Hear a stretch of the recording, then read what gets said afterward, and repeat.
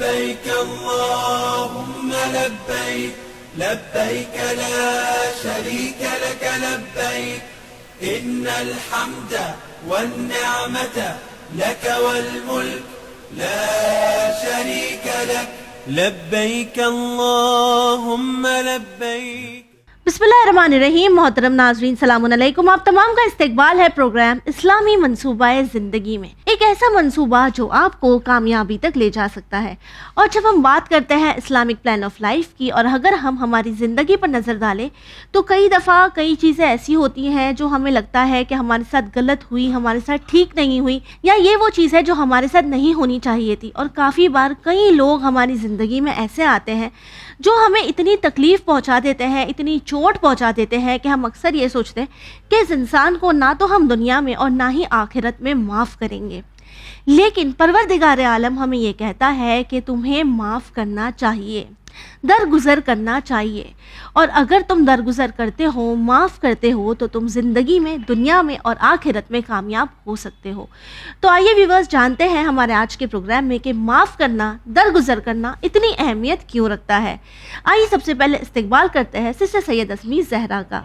सलामुन अलैकुम. वालेकुम अस्सलाम व रहमतुल्लाहि व बरकातुहू. सिस्टर, हम बहुत ही आसानी से कह देते थे, अरे किसी से गलती हो गई, माफ़ कर दो, अरे भूल जाओ, होता है, फॉरगिव एंड फॉरगेट.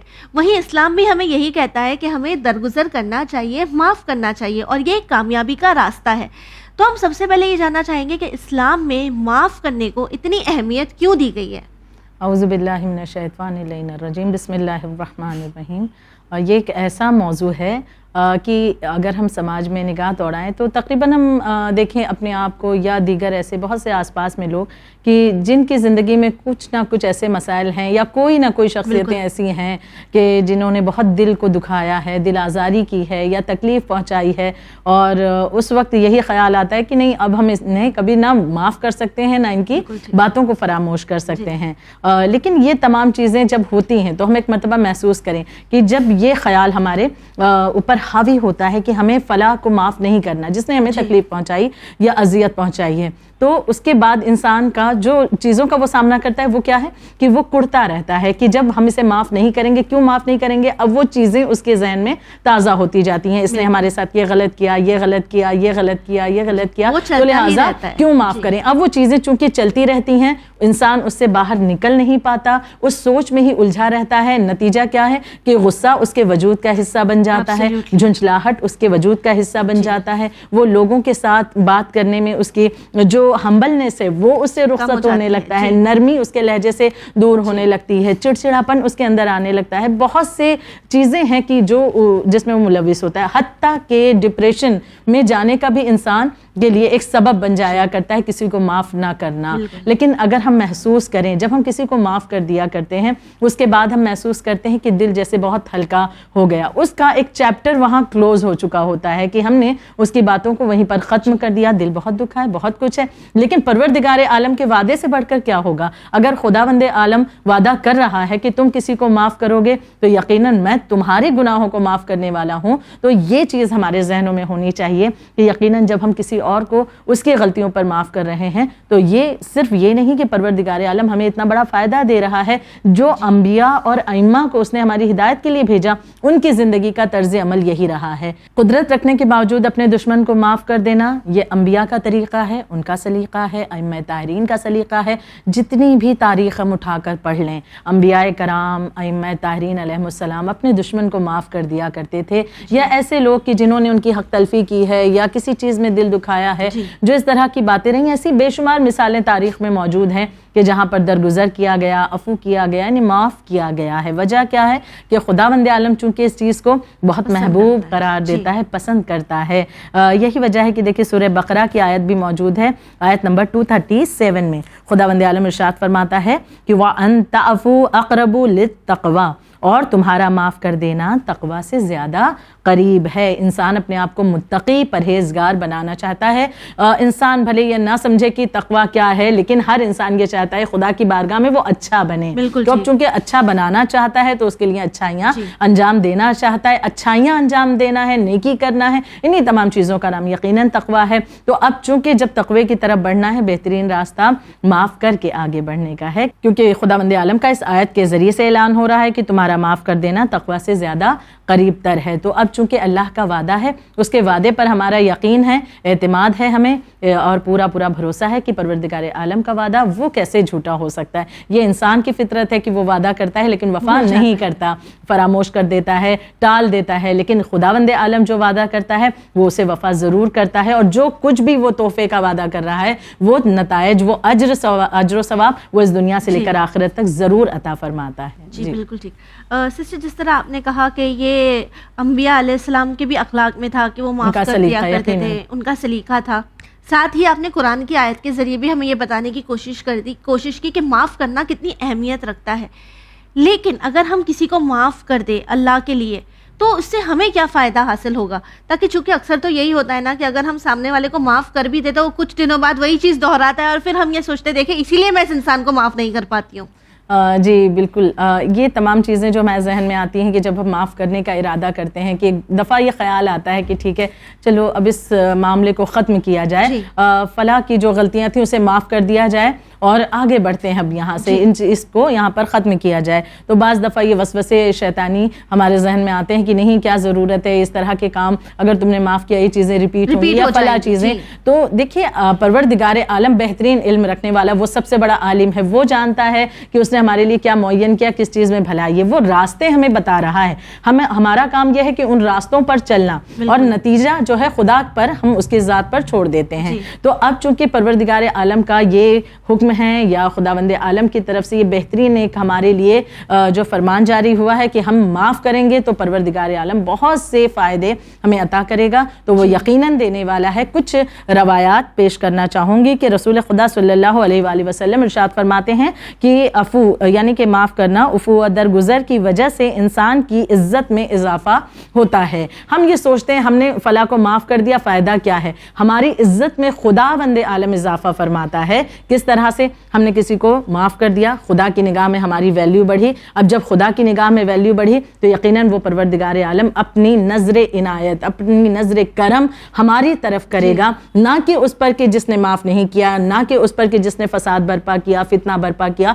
بلکہ چونکہ ہم نے اس کی تمام دل آزاریوں کو فراموش کر دیا، معاف کر دیا، درگزر کر دیا خدا کے وعدے پر، اس کے یقین کے ساتھ میں۔ تو لہٰذا اب پروردگار عالم کا کرم جو ہے اسی کے ساتھ ہوگا نا کہ جس نے خدا کے لیے اپنے ایگو کو ایک کنارے کر دیا کہ نہیں، ہمیں اپنی بات نہیں سننی، ہمیں اپنے نفس کی بات نہیں سننی، ہم نے اپنی خدا کی باتوں کو سننا ہے، اس پر ہمیں عمل کرنا ہے۔ تو چونکہ خدا کی بات پر عمل کر کے آگے بڑھا تو اس کے لیے نتیجے بہترین ہیں، خداوند عالم کی طرف سے اس کی عزت میں اضافہ ہوتا ہے۔ اور دنیا میں بھی ہم دیکھیں کہ اکثر لوگ کہتے ہوئے نظر آتے ہیں یہ بھائی دیکھیں کتنا بڑا دل ہے ان کا، انہوں نے فلاں کو معاف کر دیا۔ تو یہ چیزیں لوگوں کے درمیان بھی وہ عزت پاتا ہے اور یقیناً خدا کی نگاہ میں وہ باعث عزت ہے۔ دوسری چیز ہم دیکھیں کہ معاف کرنے والا جو ہے وہ دنیا سے لے کر آخرت میں پسند کیا جاتا ہے۔ اور جو جملہ ایک میں نے آغاز میں آپ کے سامنے پیش کیا کہ خداوند عالم اسے معاف کرتا ہے جو دوسروں کو معاف کرتا ہے۔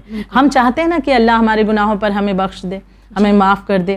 ہم اکثر رو کر کے کہتے ہیں خدایا بہت سے گناہ سرزد ہو جاتے ہیں ہم سے، اور جانے انجانے میں ہو جایا کرتے ہیں، کچھ ہم جان بوجھ کر انجام دیتے ہیں، کچھ انجانے میں۔ خدایا تو بڑا رحمان و رحیم ہے، بخش دے۔ ہم معافی مانگتے ہیں، توبہ کرتے ہیں، استغفار کرتے ہیں۔ تو یہ توبہ اور استغفار کس بنا پر؟ ایک امید کے ساتھ کہ خدا ہمیں معاف کر دے گا۔ تو جب ہم خدا سے امید لگائے بیٹھے ہیں کہ وہ ہمیں معاف کرے تو وہ اللہ راستہ بتا رہا ہے کہ تم بھی لوگوں کو معاف کرنا شروع کرو۔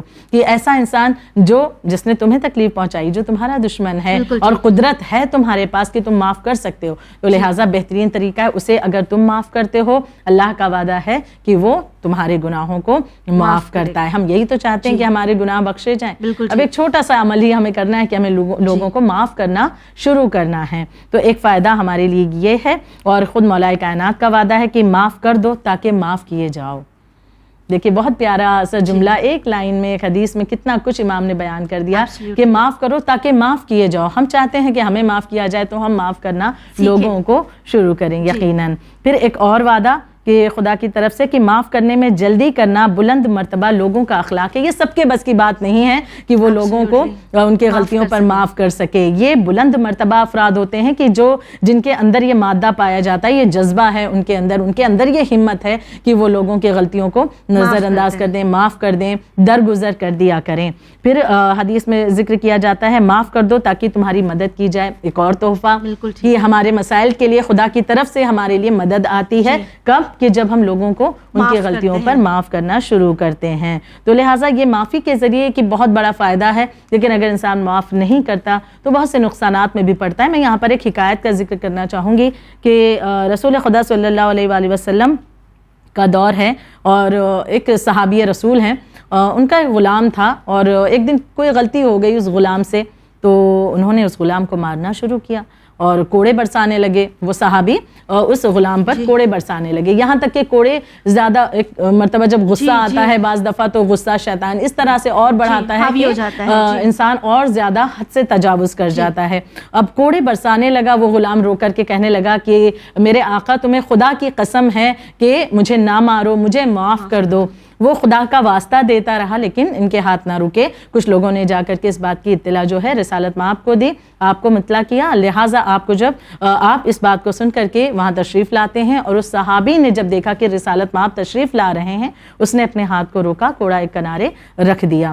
رسول خدا صلی اللہ علیہ وآلہ وسلم جب اس شخص کے پاس آئے تو آپ نے فرمایا کہ اس شخص نے جب تجھ سے خدا کا واسطہ دیا، کہا کہ خدا کی قسم رک جا، مجھے معاف کر دے، تو نے اسے معاف نہ کیا، اور جب مجھے آتا ہوا دیکھا تب تو نے معاف کیا. یعنی کیا خدا کی اہمیت تیری نگاہوں میں نہیں ہے؟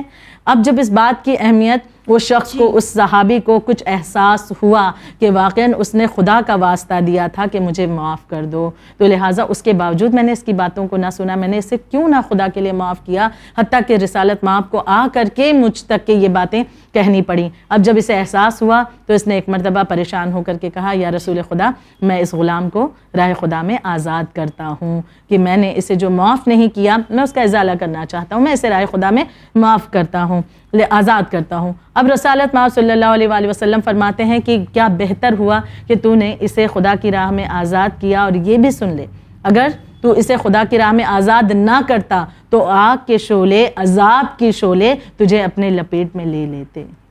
یعنی کہ انسان بعض دفعہ جب معاف نہیں کرتا تو بہت سی ایسی بری خصلتیں اس کے وجود کا حصہ بن جاتی ہیں کہ جس کی وجہ سے وہ عذاب کی طرف بڑھتا ہے، عذاب کی لپٹیں اس سے قریب تر ہوتی ہیں.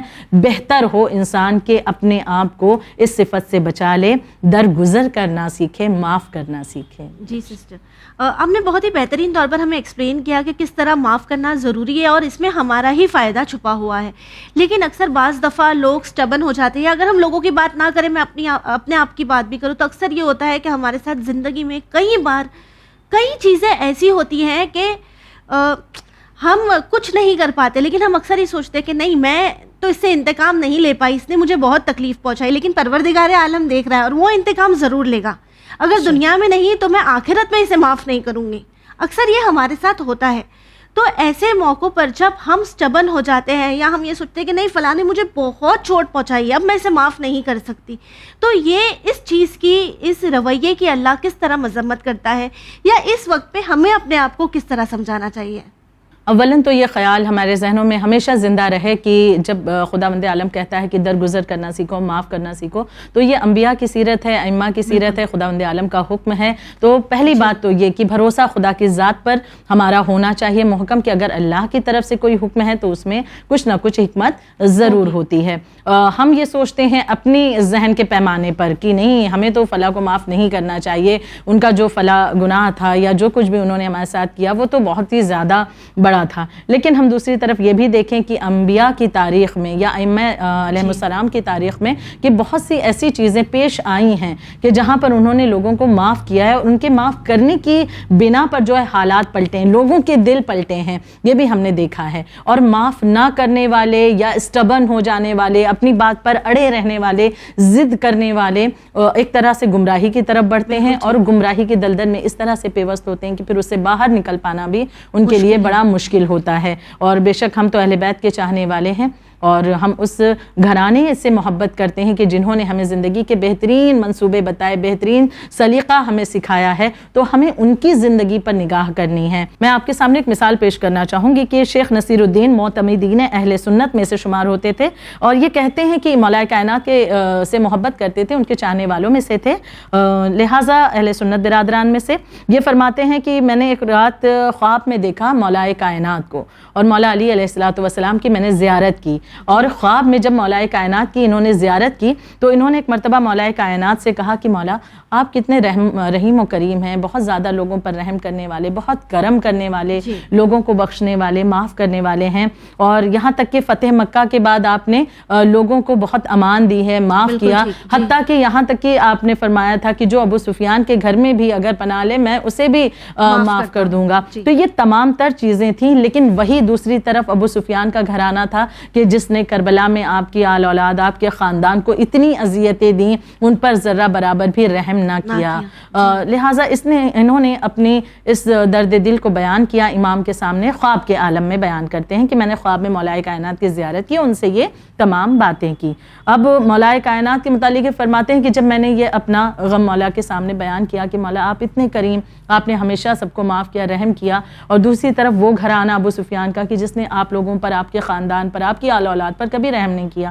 تو مولا کائنات بیان فرماتے ہیں, مجھے کچھ بتانا مقصد ہے لہٰذا یہ واقعہ پیش کر رہی ہوں. مولا کائنات بیان فرماتے ہیں کہ تم نے اس سلسلے میں ابن سیفی کے اشعار سنے ہیں.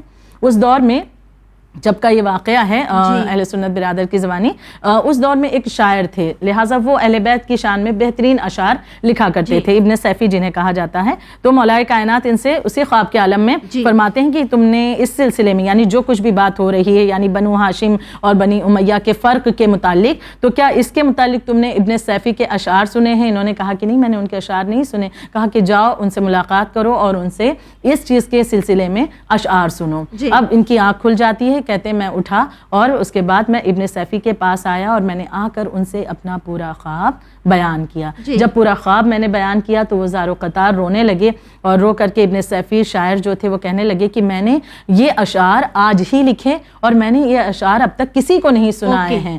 اب یہ کہہ کر کے روتے ہوئے انہوں نے اس اشعار کو, ان اشعار کو ان کے سامنے پیش کیا. اشعار کیا تھے؟ جو عربی میں تھے, جن کا ترجمہ یا مفہوم میں آپ کے سامنے پیش کر رہی ہوں. اشعار یہ تھے کہ جیسے ایک طرف یہ بنو ہاشم کی طرف سے کچھ باتوں کو پیش کر رہے ہیں, ایک طرف جو ہے یہ بنی امیہ کی طرف سے ان کی باتوں کو پیش کر رہے ہیں. اب اس طرح سے اشعار کا مفہوم تھا کہ جب ہم حاکم تھے, یعنی کہ یہاں پر اہل بیت اطہار کا گھرانہ, کہ جب ہم حاکم تھے تو عفو اور درگزر ہماری عادت تھی, معاف کرنا, لوگوں کو بخش دینا یہ ہماری عادت تھی. جب تم حاکم بنے تم نے خون کا سیلاب بہا دیا. یعنی دوسری طرف وہ گھرانہ ابو سفیان کا کہ جو معاف کرنا, درگزر کرنا اس سے بڑا دور دور ہے. تو جب بھی ہمیں کسی کو معاف کرنے کا دل نہ چاہے, ایک مرتبہ یہ تاریخ کا جائزہ ضرور ہم لیں. پھر یہ کہتے ہیں کہ تم نے قیدیوں کو قتل کرنا بھی جائز ٹھہرایا, جبکہ ہم قیدیوں کو قتل سے درگزر کرتے تھے. ہم نے قیدیوں کو کبھی قتل کرنے کا حکم نہیں دیا. پھر یہی نہیں بلکہ یہی ہم بنی ہاشم اور تم بنی امیہ میں فرق ہے. اور یہ فرق کیوں ہے؟ اب یہ جملہ جو پورا نچوڑ ہے اس واقعے کا, ان کے اشعار کا آخری جو شعر تھا وہ بیان کرتے ہیں, جس کا مفہوم یہ ہے. اور یہ فرق بنی ہاشم بنی امیہ میں کیوں ہے؟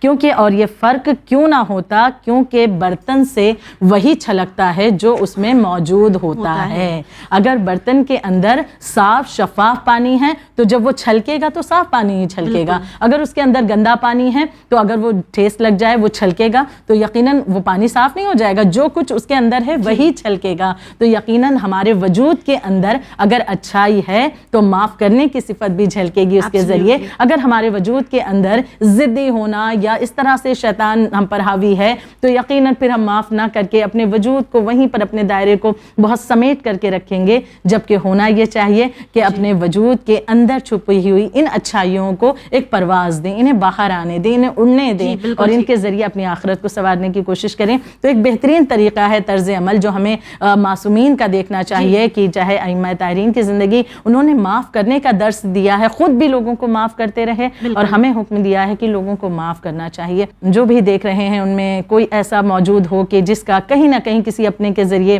کچھ دل کو اس کے ٹھیس پہنچی ہے, ایک مرتبہ خداوند عالم کے اس حکم پر یقین کرتے ہوئے کہ وہ بہترین اجر عنایت فرماتا ہے, آج معاف کر کے دیکھیں. جو احساس اس وقت ہمیں ہوگا, جو ہم اپنے وجود میں ایک ہلکا پن محسوس کریں گے, ایک خوشی, ایک سرور محسوس کریں گے, وہ اس سے پہلے نہیں بلکہ معاف کرنے کے بعد جو پروردگار عالم کی طرف سے برکتیں ہماری زندگی کا حصہ بنتی ہیں, ہم اس کا احساس دھیرے دھیرے رفتہ رفتہ کریں گے. تو اللہ کا جب یہ حکم ہے تو یقیناً اسے اپنی زندگی کا ایک بہترین منصوبہ بنائیں, اپنی زندگی کو پلان کریں اسلام کے اعتبار سے, اور اس کے لیے ضرورت ہے کہ لوگوں کو معاف کیا جائے. جی بالکل ٹھیک کہا سسٹر آپ نے. اور آخر میں بس آپ سے ویورز یہی کہنا چاہیں گے کہ جس طرح مولا علی علیہ السلام نے فرمایا معاف کرو تاکہ معاف کیے جاؤ. ہوتا ہے زندگی میں کئی بار کئی لوگ ہمارا دل دکھاتے ہیں, لیکن ہمیں یہ سوچنا ہے کہ پروردگار عالم اگر یہ چاہتا ہے کہ ہم معاف کر دیں تو ہمیں بھی معاف کرنا چاہیے اور اس عادت کو, اس چیز کو اپنی زندگی میں لانا چاہیے. اسی امید کے ساتھ ہمیں دیجیے اجازت, پر بنے رہیے چینل ون کے ساتھ پیغام انسانیت. شکریہ.